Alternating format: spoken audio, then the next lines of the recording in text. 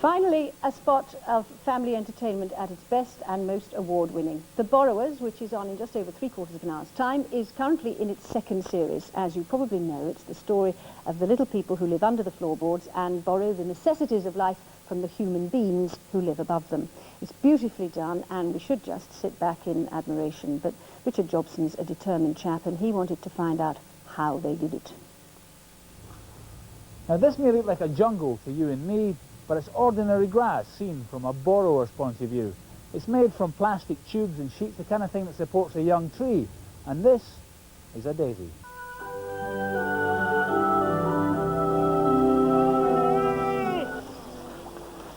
She's here! She's here! I've been stopped by so many taxi drivers who said, it's great, Ian, it's, you know, it's one of the few programs I can watch with my daughter. You know, in other words, it's too, you know, it's for all ages. This is a kettle, big enough to make the borrowers look tiny. It's a constant game of perspective. And this is another, a smaller radio control model, carrying a terrified pod and homily. It's washed uncontrollably down the fast-flowing river. This is part of the huge kettle, a cutout section for filming interior scenes. Wait for it. And action. Props like the giant hairpin used in this scene help to maintain the illusion that the actors are just 7 inches tall. You know, this is a old-fashioned hair grip. Crimps, bottle tops, things that you can easily, instantly recognise. What does that become? What does the bottle top become? This is a plate.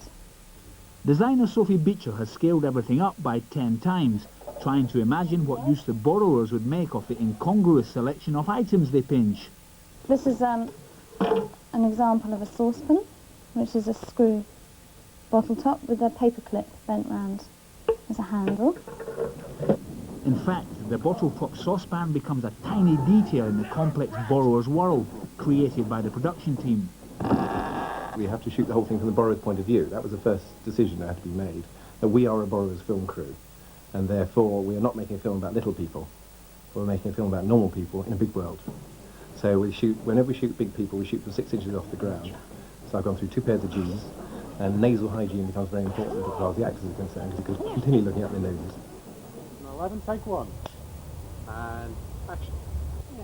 Filming from a borrower's point of view means that the crew spend a lot of time on their knees. This sequence is being shot in a model village, which becomes a holiday home for Pod and family.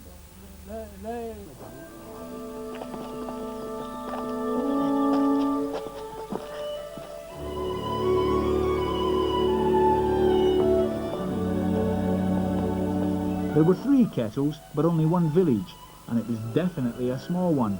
So how exactly are the actors made to walk into it?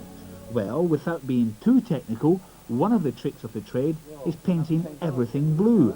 Say I wanted to look at life from a borrower's point of view. It can be done with the flick of a switch, and before you know it, I'm a borrower. Well, I'm not really. As you probably guessed, it's an optical illusion.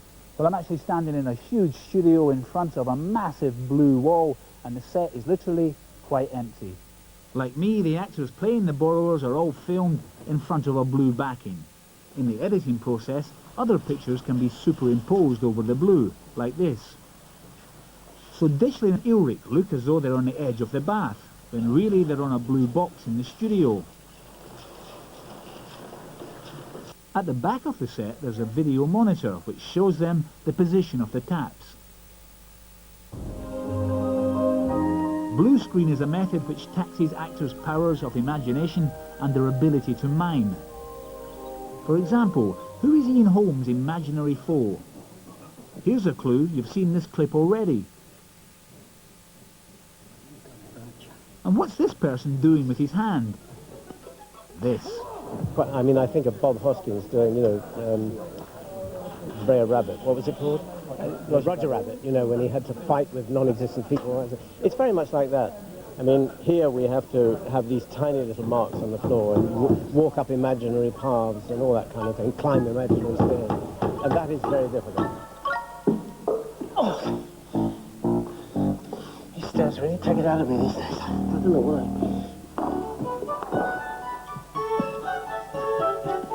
We have a wonderful rapport, and this is such a great company, and I mean, That's no ball. This really is a wonderful team.